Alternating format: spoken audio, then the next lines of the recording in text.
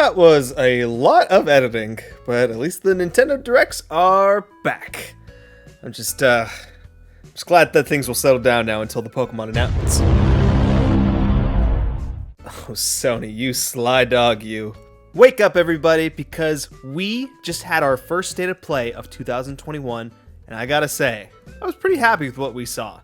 Last week, we got our first Nintendo presentation of 2021, and you can check out my reactions and my review of it on the channel right now, link in the description. It's kind of crazy to be getting a show for PlayStation just a week after Nintendo, and if it couldn't get more busy, Pokemon just announced that their showcase is tomorrow morning as well, or today, depending on when this comes out. In order to be able to watch this State of Play, I had to get up at 4 a.m., and now I'll be getting up at 6 for the Pokemon one, and I'm just having a good time, you know? But since I have Nintendo Direct so fresh on my mind, I think it's a great chance to compare the Sony presentation strategy with Nintendo's, and then see how it stacks up to what I said in the review about presentations in general. But before I dive into the show, to summarize, these are the things I always expect to have during these types of presentations. Number 1 is of course the big first party reveals. Number 2 is a Smash character, and I'm serious, Sony, where's PlayStation All-Stars Battle Royale 2? You have so many characters now, let's make another one. Carbon-based Bander, what do you think? Should they make another PlayStation All-Stars? I can see it now. Every week, PlayStation fans complaining about, oh no, they added another third-person action character. We want Rico from Everybody's Golf, or at least Javier Baez from MLB The Show. Where's our sports rep, PlayStation? Where's our sports rep? Number 3, cool updates to known games. Number 4, small surprises. And number 5, most wanted remakes and remasters. Obviously, jokes aside, number 2 isn't really a thing here, but I don't think Sony really needs that to make their show a success. If you never watched the PlayStation 5 showcases from last year, I highly recommend taking a look at those, as they are what I consider an A+ presentation. For this State of Play, however, since we already know so much about next year of PlayStation, and based on the description for the show, I'm setting my expectations a little lower than what I would have for the showcases. They said this would be updates on current games and new info on future games. Nothing major, and considering that we know what the next 3 major games are for PS5, I believe them when they said this.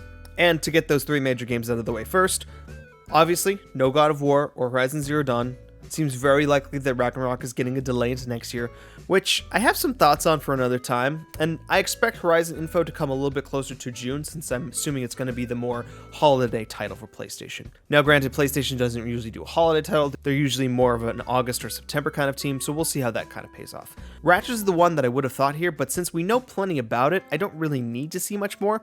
Maybe some gameplay for Rivet, the female Lombax, but in the long run it doesn't really make a difference because I'm already sold on that game. Besides those missing in action games, let's get to what we did see. It seems like for this State of Play, they gave the presentation kind of a makeover. The graphics are a bit more dynamic than before, but they're still a little sterile for my tastes. I also think the announcer was a little bit more personal this time around and not just some disembodied voice, but I'm not feeling the music. I think they're going for this sort of otherworldly PlayStation vibe, you know, the kind you get with all the console startup sequences, especially the PS2. That's what I really connect this to. But it just kind of kills the mood going from game to game when you're just going from cool game music to and then again into cool game music. It's kind of weird, and the audio mixing was a bit off for the whole presentation. But now onto the games. First off, we got a breakdown of the new upgrades coming to Crash 4 PS5 version, and while I'm very excited to get back into Crash, I can't help but feel that this was a weird way to start the show. It definitely feels like Activision paid for this slot. And usually for a Nintendo Direct, you'd like to start with something a little bit more hype. And there also wasn't really anything new here that we didn't already know. The beginning kind of made it seem like there'd be some sort of DLC content that we're getting, but I think that was just some clever or, I guess, manipulative editing there. It was really weird, to be honest. Though, I'm still very excited for these updates. Faster load times, 60 frames per second is... Is there not a chef kiss reaction here? Somebody should make that. Batting second here was the gameplay premiere of Returnal, the action roguelike from Housemarque Studios. This game has got quite the crazy vibe going, but I'm not really sure if it's for me. There's a little too much visual clutter for my liking, and the horror tone isn't exactly my style.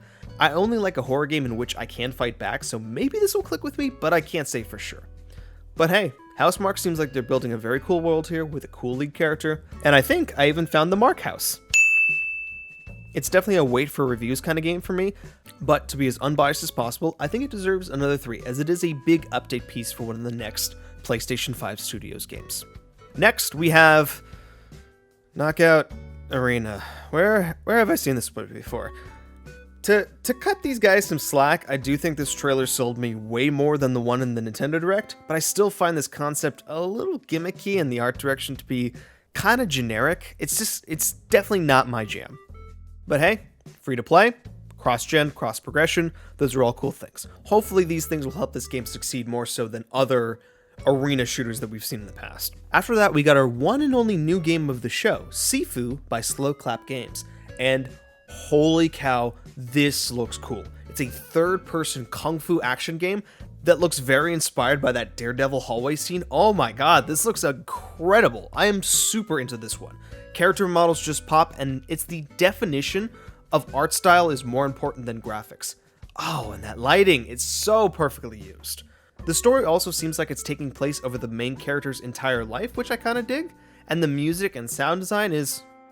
Oh, for God's sakes, carbon-based Bander, give me a chef kiss.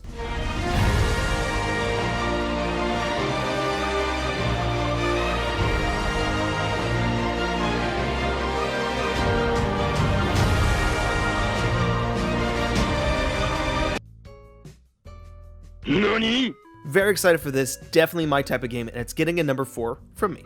Next, we got another look at Solar Ash from the makers of Hyperlight Drifter. This was another one of the June presentation games, and I have decided that this is now a Sonic the Hedgehog game. Yep, you heard me right. There are so many Sonic vibes here. It's a speed and movement-based platformer with velocity-based combat. Like, come on, they're just making a BanderSN style game here. Gotta give this a number 3, very excited for this too. But before we move on, can I just say, why does every developer in this presentation sound the same? Hey everyone, I'm Lou Studdard, creative producer at Toys for Bob. Hi, I'm Josh from Bellin Studios. Hey everyone, it's Michael, creative director at Slow Clap Games. Hey everyone, I'm Alex Preston, creative director of Heart Machine. Hey everyone, we at Housemarque are excited to give you this sneak peek at Returnal. Okay, one of those was just me, but still. Like, they all sound like they were given the same direction for how to speak for the show. Just this kind of monotone, like, hey, we're presenting our game. It's very cool. We're very passionate about it. Like they're all speaking like Sony told them, whoa, whoa, whoa, this is a state of play. Don't give it too much excitement. Then we got to look at, no. Sorry, not for me. This is not where I want to be right now. I'll give you a 3 if you just stop the ticking noise, please. God, no, none of that. I don't want it.